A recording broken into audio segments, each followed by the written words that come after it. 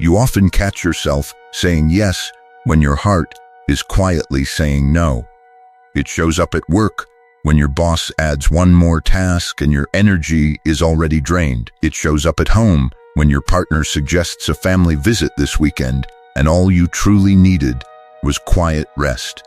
It shows up at dinner when the group nods along to an idea that feels wrong to you, yet you smile and go along with the flow. In those everyday moments, it can feel like the kind and simple thing to do. After all, you don't want to stir up tension. You don't want to let anyone down. You don't want to appear selfish or difficult. Yet the Russian writer Leo Tolstoy, one of literature's most profound voices, created a story that gently but firmly uncovers something unsettling about this pattern. Let's pause together.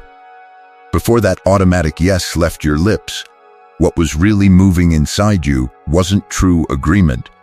It was a quiet discomfort, perhaps even a flicker of anger at finding yourself in that same familiar place once again.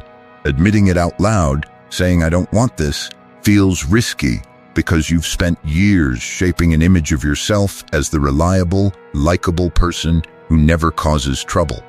Breaking that image seems too dangerous, so you push the feeling down, offer the smile, and agree. Inside, though, resentment begins to gather, invisible to everyone and often even to yourself. Tolstoy saw this with unflinching clarity. This habit of being endlessly accommodating isn't real virtue. It is fear wearing the gentle mask of goodness. And he told the story of a man who lived nearly 50 years this way, admired by all, until death finally arrived at his door and forced him to see a devastating truth. His entire life had been built on the wrong foundation. Not the illness itself, but the life he had lived. And the most haunting part isn't the man's story alone. It is the quiet possibility that you might be walking that very same path right now, without yet realizing it. Tolstoy was no ordinary writer. By 28, he was already a literary celebrity in Imperial Russia. War and Peace appeared when he was 41. Anna Karenina when he was 49. Revered as a genius, Count by birth, owner of vast country estates, married to Sofia Andreevna Bears, with whom he raised 13 children. Everything a 19th century man could dream of achieving: inherited wealth, international fame, a large family, aristocratic respect, and cultural influence. But when he reached 50, Leo Tolstoy began waking each morning to recurring thoughts of ending his own life. The emptiness inside him was so deep that he hid ropes from his own sight. It was not mere depression, it was a brutal, lucid awakening. He realized something devastating.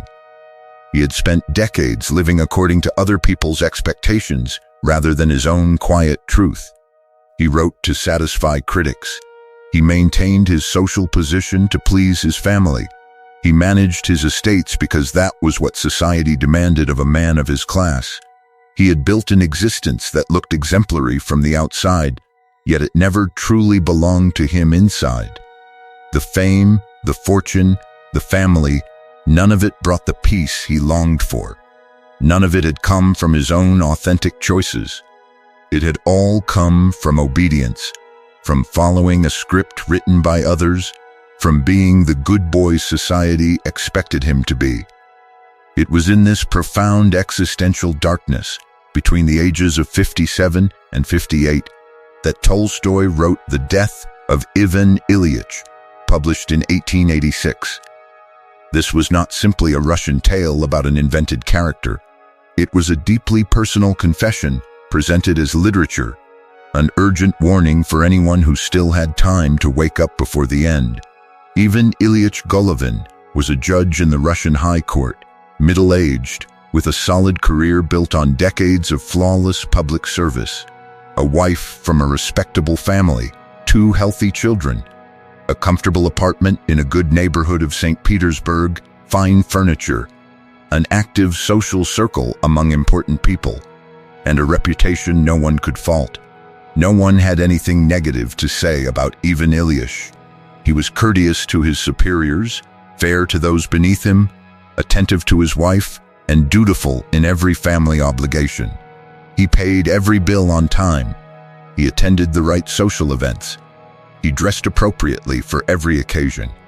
He said exactly what was expected in every situation. He followed every unwritten rule of Imperial Russian society. If you asked anyone who knew him, the answer was always the same. A correct man, an exemplary citizen, a model of conduct, a responsible husband, a present father, an honest judge, a reliable friend. His life was precisely the ideal of success that society celebrates: an advancing career, a stable family, growing wealth, social respectability. And precisely because everything looked so perfect from the outside, it became a silent tragedy that no one could see. Not even Ivan himself. Not yet. Every major decision he had made since youth had been shaped by external expectations rather than his own inner voice. He had never paused to ask the simplest and most frightening question: does this life truly belong to me? Every important turning point in Ivan Ilyish's life had been quietly steered by what the world expected, never by what his own soul quietly longed for. He chose his wife not because a deep love drew him toward her, but because the match looked suitable on paper: good family name, acceptable behavior, the right social fit. In the circles he moved through, people did not marry for passion. They married for position. Ivan followed the unwritten rule without question. He entered the legal profession not from any burning sense of justice or fascination with the law, but because it offered a respectable path with steady income and social standing. It was the safe, predictable choice for the son of a bureaucrat. He accepted each promotion the same way, because it was expected, because it brought visible prestige, because refusing might have raised uncomfortable questions. Passion never entered the equation. Even the apartment he bought, the one where his life would later begin to unravel, was chosen not for its warmth or the way it felt like home, but because it would impress visitors, because colleagues would envy it, because it signaled that he was rising exactly as a man of his station should. His own taste, his own comfort, mattered far less than the silent approval of others. He attended dinners, concerts, and social gatherings, not because they brought him genuine pleasure or intellectual nourishment, but because important people would be present. Absence might be noticed. Presence brought invisible advantages. Ivan moved through these evenings with perfect politeness, laughing at jokes that did not truly amuse him, nodding at conversations that left him empty. He never stopped to ask himself the most essential and frightening question any human being can face: does any of this truly fulfill me? Is this life mine, or am I simply performing a role written by others? Being good in Ivan's world meant never questioning the script.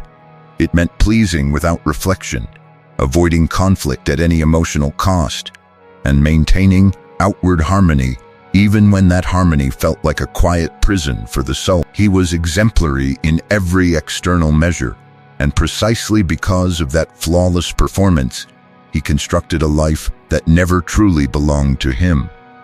The slow unraveling of this carefully built existence began with something absurdly ordinary. One day, while hanging new curtains in his recently acquired apartment, curtains chosen because they were fashionable among people of good taste, not because he loved their color or texture, Ivan climbed a wooden ladder, reached out to adjust a ring, lost his balance for a single moment, and fell. His back struck hard against the sharp edge of the window frame. There was a sharp pain, but it seemed minor. He laughed at his own clumsiness, climbed down, and continued with his day as if nothing had happened. The next morning he went to court, judged cases, signed documents, and spoke with colleagues. The discomfort in his back remained, a mild pressure on the left side. He ignored it. Days turned into weeks. The pressure became constant pain. Weeks became months. The pain deepened into something unrelenting. a torment that no rest could ease. Ivan began consulting doctors. The first offered a quick examination and advised rest. It brought no relief. The second ran tests and prescribed medicines. Nothing changed. The third suggested treatment at thermal waters. Still the suffering grew. Each doctor spoke in impressive medical language. Floating kidney, chronic inflammation, obscure complications, yet none could name the true cause with certainty. Ivan saw in their eyes what he himself had often shown in court. They were performing competence, while knowing far less than they pretended. Here was the cruel irony. The perfect life Ivan had built by following every social rule offered him no protection whatsoever when real suffering arrived. All the years of polite behavior, all the careful avoidance of disappointing anyone, all the effort to remain pleasant and correct, none of it served as a shield. Pain, like death, comes for everyone regardless of how exemplary they tried to be. As the months passed and Ivan's condition steadily worsened, those around him refused to face the truth. The doctors continued offering optimistic words that rang hollow. You will improve with time. Nothing life-threatening. His wife, Praskovia Fedorovna, treated the illness as a temporary inconvenience that was disrupting her carefully planned social calendar. Dinners had to be canceled. Important guests felt awkward. She began to look at her husband with poorly hidden irritation, as though his suffering were a personal failing that broke their unspoken social agreement. The children avoided his room. The smell of medicine, the sounds of pain at night, the sight of his weakening body, all of it reminded them too sharply of their own mortality. Nice, well-mannered people naturally turn away from what is unpleasant. Old friends came for short visits, sat by the bed, spoke of trivial matters, then glanced at their watches and invented reasons to leave after 15 minutes. They departed with visible relief. Ivan was surrounded by people, his wife in the next room, his children in the same house, servants moving through the halls, doctors making regular calls, yet he had never felt more profoundly alone. No one truly sat with him in his suffering. No one was willing to bear the weight of his reality. They maintained only the outward appearance of concern, while quietly waiting for the uncomfortable chapter to end so life could return to normal. In this cruel mirror, Ivan began to see the full extent of the performance he had lived. For 50 years, he had offered others exactly the same polite, superficial attention he was now receiving. He had built relationships on social roles rather than genuine presence. Now that he needed real connection, there was none, because no one had ever truly known the man behind the pleasant mask. In this deepening solitude, Ivan Ilyich began to feel something raw and powerful rising from within. Not a sudden burst of anger triggered by his illness, but an old, accumulated rage that had been quietly building for decades. It had been buried beneath layers of careful manners, aristocratic etiquette, and the constant pressure to remain pleasant. Now, as his body weakened, this suppressed force began to surface with startling clarity. He felt rage toward the doctors who offered contradictory explanations and empty reassurances, while clearly knowing very little. He felt rage toward his wife, who showed concern only when others were watching, yet grew visibly frustrated because his suffering was spoiling her social plans and carefully arranged dinners. He felt rage toward his children, who avoided his room as if his visible decline were contagious and unpleasant. He felt rage toward longtime friends who had slowly stopped visiting, sending only polite messages that carried no real warmth. Most painfully, he felt rage toward himself for having accepted this pattern so passively for 50 years, for having smiled when he wanted to speak, for having agreed when every part of him wanted to refuse, for having built his entire existence around pleasing others while slowly silencing his own voice. This anger was not new. It had been present since early adulthood, quietly accumulating every time he swallowed a true opinion to avoid tension, every time he witnessed an injustice and remained silent to protect his position, every time he sacrificed a genuine desire on the altar of social acceptance. The rage had been there on his wedding day when he married a woman he respected but never truly loved, simply because the match was appropriate. It had been there when he accepted promotions that brought prestige but drained his spirit. It had been there in every tedious social evening where he laughed at jokes that felt hollow and nodded along to conversations that bored him. All of it had been pushed down with force, hidden behind layers of good breeding and performative kindness. Tolstoy understood this mechanism deeply because he had lived it himself. When we repeatedly silence our inner truth to meet external expectations, a toxic resentment grows inside like an invisible wound. On the surface, we remain polite and agreeable, yet beneath that calm exterior, quiet fury simmers and poisons our peace. We agree with opinions we secretly despise. We maintain social harmony while waging a hidden war against ourselves. Being endlessly nice in this way does not make a person noble or virtuous. It creates an emotional pressure that eventually becomes unbearable. Ivan had spent 50 years carefully suffocating his true feelings under thick layers of false cordiality. Now, lying in his bed as death approached, that long repressed energy finally emerged with its full accumulated power. But it was too late for the rage to serve any constructive purpose. There was no outlet left, no time to transform it into honest conversation or meaningful change. It simply burned within him, offering no relief. Yet in the midst of this darkness, one single person entered Ivan's life with genuine presence. Gerasim, a young servant from the rural countryside, an illiterate peasant who performed the most humble and intimate tasks of care when no one else could bear to be near the sick man. Gerasim carried no social pretenses. He did not speak in polished phrases or hide behind polite masks. When Ivan, embarrassed by his own helplessness, apologized for the burden of cleaning his body or holding his legs in a certain position through long, painful nights, Gerasim answered with simple honesty, "We all have to die someday. It is no trouble to help you while I can."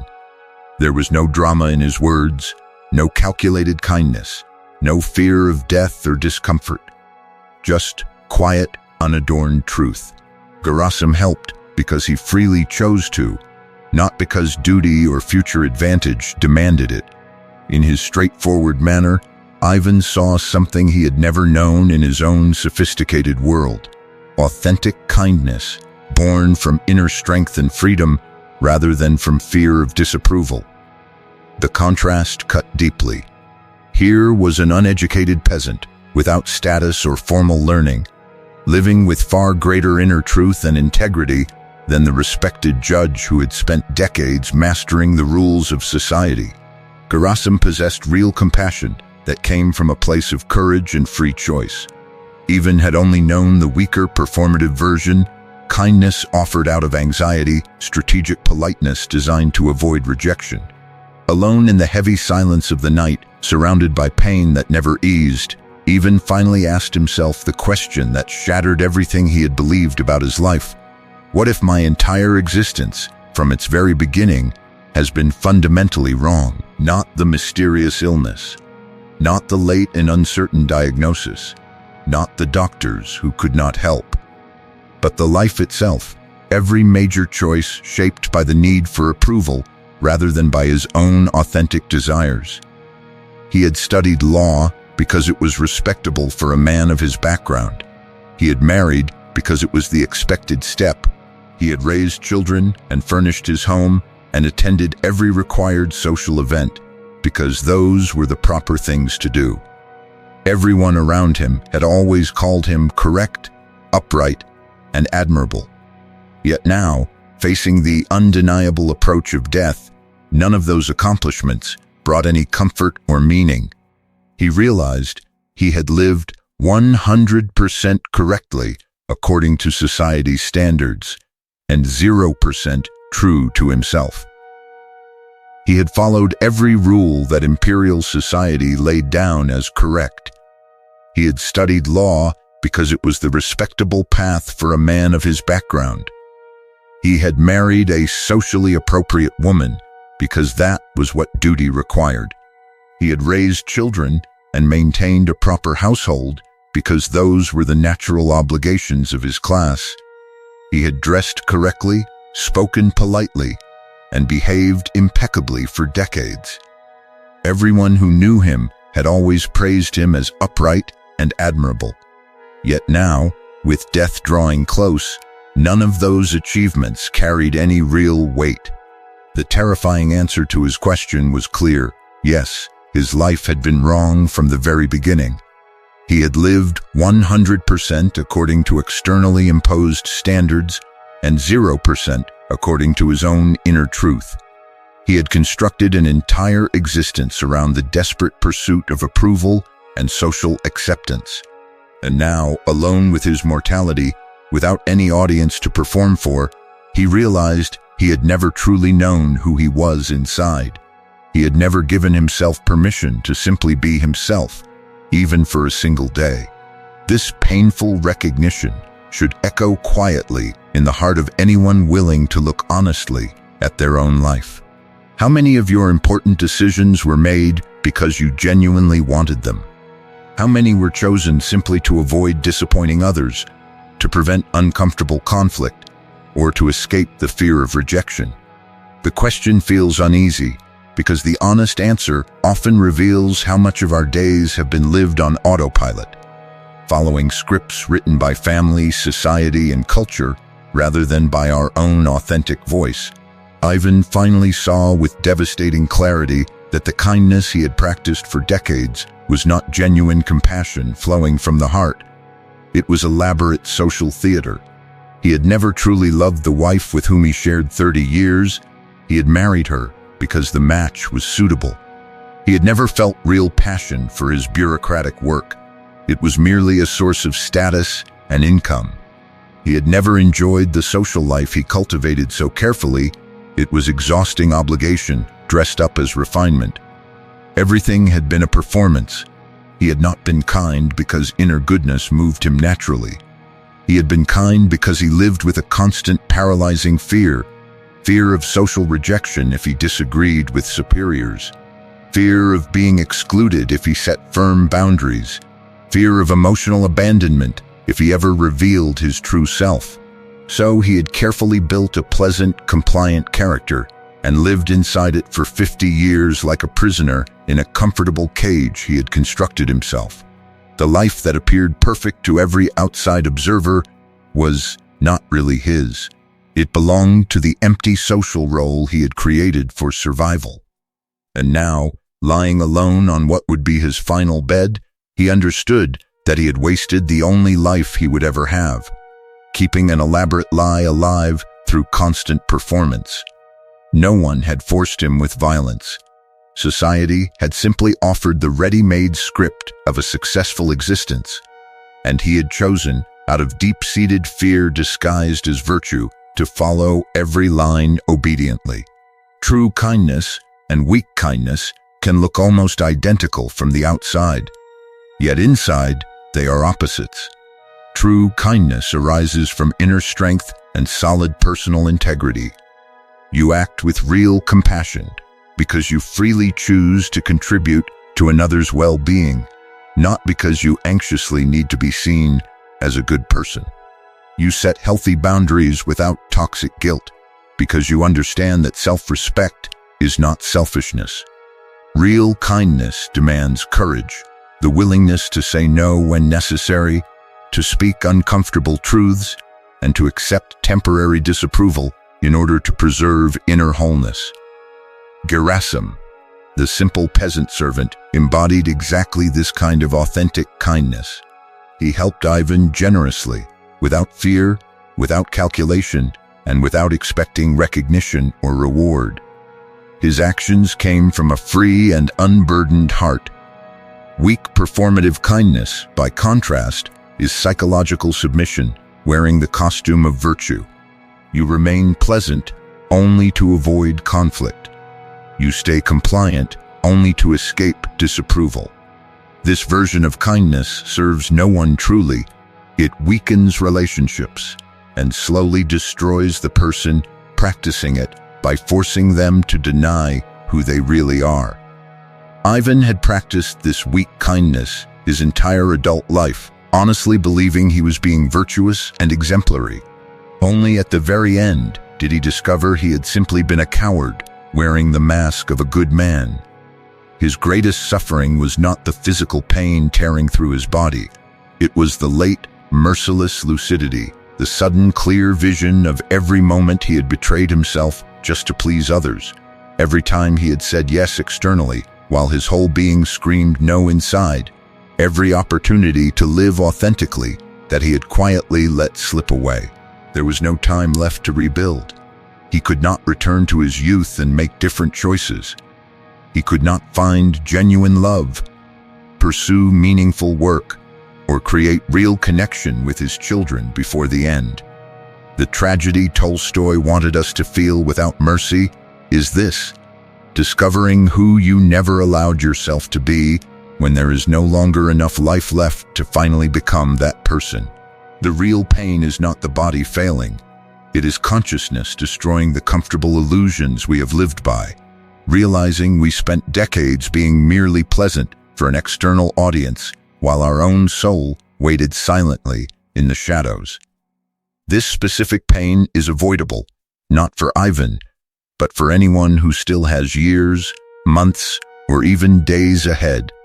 If we stop pretending right now, if we find the existential courage to be temporarily unpleasant when honesty requires it, if we consciously choose the sometimes costly path of authenticity over easy approval, then Ivan's late awakening can become our early salvation. But only if we truly listen and begin to act. In his final days, something fundamental shifted inside Ivan. He stopped resisting reality. He stopped pretending he might miraculously recover. He stopped trying to maintain pleasant appearances with those who visited out of mere obligation. He accepted the physical torment without useless struggle. He accepted the certainty of death without denial. He accepted that his life had been empty without inventing comforting excuses. And in this raw, naked acceptance, without any social masks or exhausting performances, he found something he had never experienced in 50 years, a gentle, genuine peace. For the first time in his adult life, he was not calculating how to please others. He was not avoiding potential conflict. He simply was, emotionally naked, free from the psychological prison he had so carefully built. The false kindness died with him on that final bed. What remained in the last moments was unadorned truth, and in that stripped truth, for the first and only time, there was real freedom. Tolstoy did not write this disturbing story by accident or artistic whim. He was exactly 58 years old when the death of Ivan Ilyich was published in 1886, the same age at which he himself had nearly ended his own life from unbearable inner emptiness. He had achieved everything society could offer: international literary fame as the greatest living Russian writer, vast inherited estates, aristocratic wealth, a living wife, and 13 children. Yet every morning, he woke to obsessive thoughts of suicide. The void was so profound that he deliberately hid ropes from his own sight to resist the temptation. He could no longer bear living according to the rigid expectations of Russian aristocracy and the demands of his public literary persona. He realized he had spent decades performing for an external audience rather than living from his own inner truth. Ivan Ilyich was not merely a fictional character.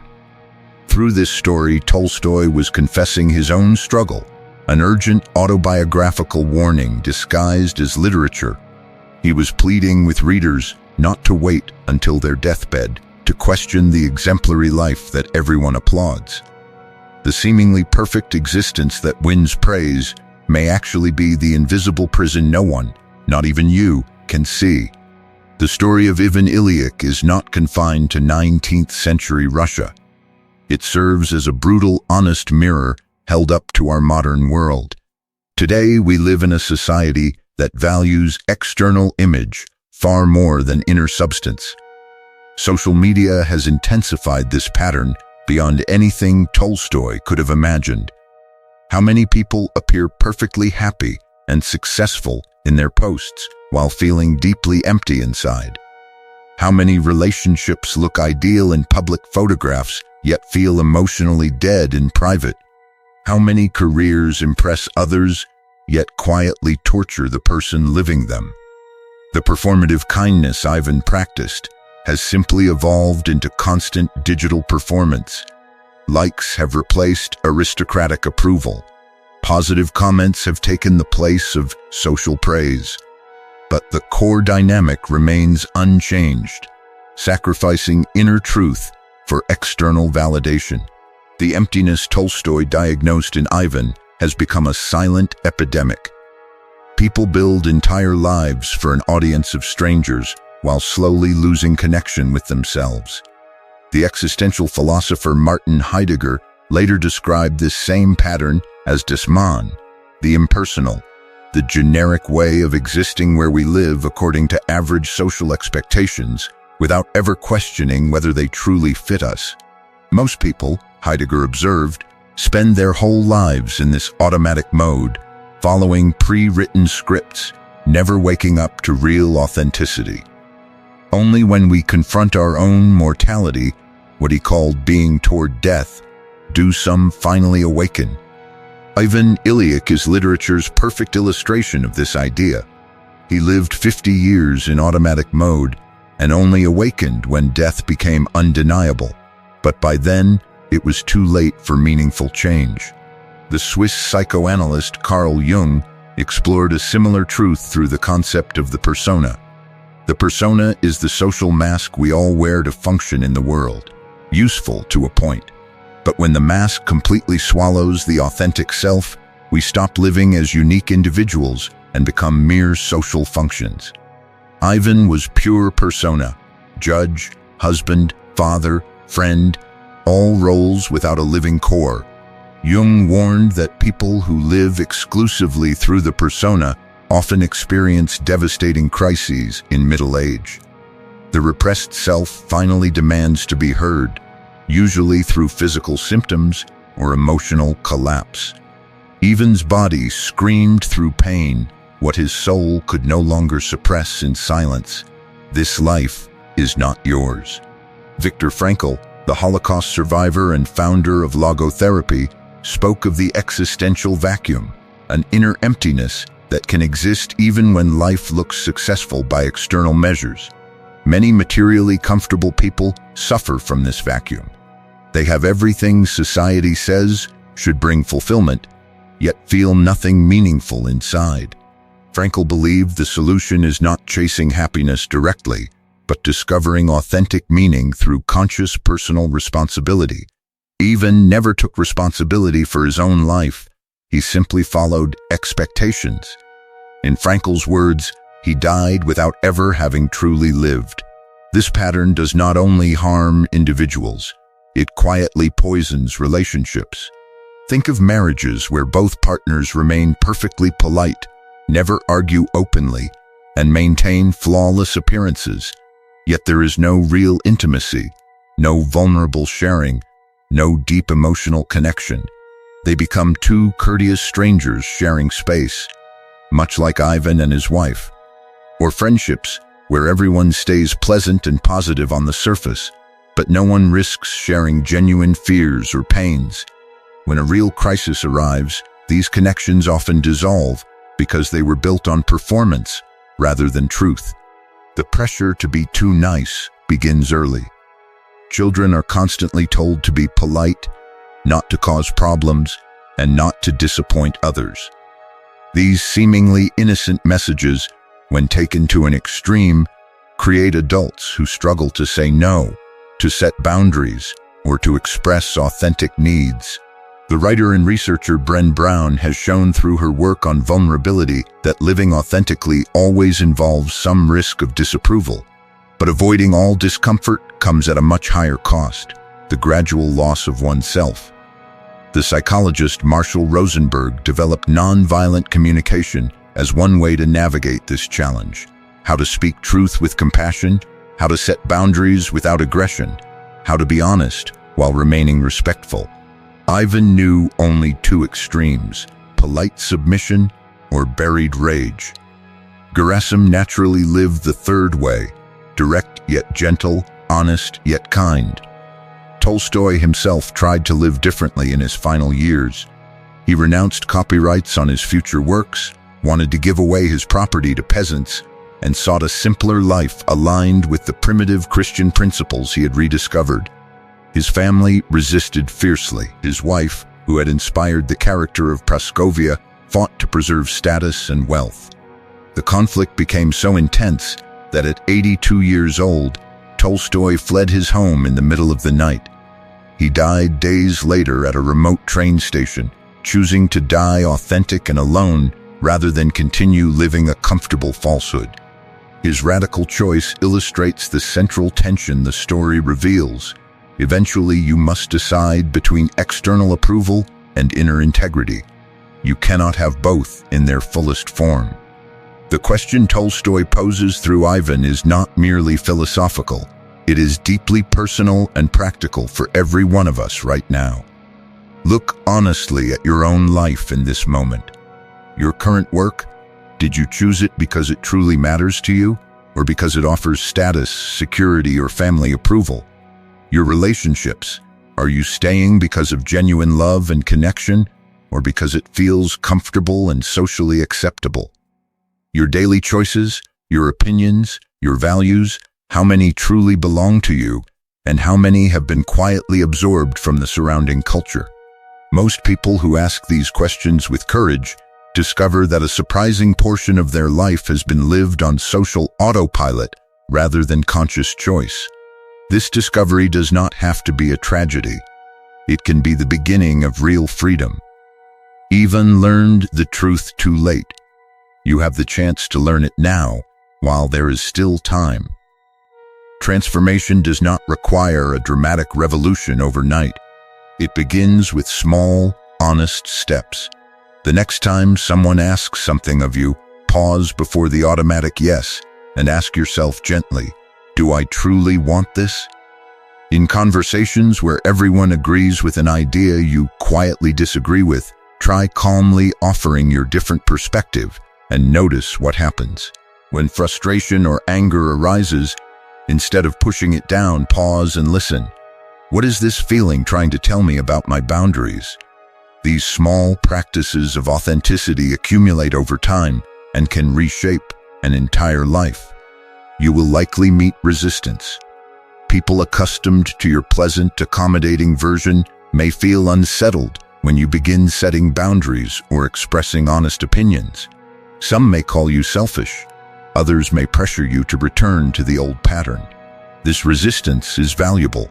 It reveals which relationships were built on the real you and which depended on the convenient performative version. Authentic relationships will survive and often grow deeper. Superficial ones may fade. Losing surface-level connections is not a loss, it is liberation. It creates space for genuine presence to enter. Ivan died physically alone, but was accompanied only by Gerasim, one truly authentic person. There is deep symbolism here. When you stop performing niceness and begin living truthfully, you may feel temporarily more alone in numbers. But the few who remain, or the new ones who arrive, will be truly present. One real connection is worth far more than 100 performative ones. The death of Ivan Ilyich is Tolstoy's sobering warning. Do not wait for a terminal diagnosis or a moment of crisis to wake up. Do not waste decades being pleasant for an audience that may not truly see or care about you. Live now. Choose now. Be authentic now, because this present moment is the only time you are guaranteed. Ivan always thought he had later, until later became never. You still have now. Use it wisely. If this reflection has stirred something inside you, a quiet recognition of patterns you have followed without question, know that simply naming the discomfort is already the first courageous step toward change. If you feel called to explore these deeper territories further, continue the journey with us. Remember this: being endlessly nice is not always a virtue. Sometimes it is fear carefully disguised as morality. May we all find the courage to live more truthfully from the inside out before it is too late.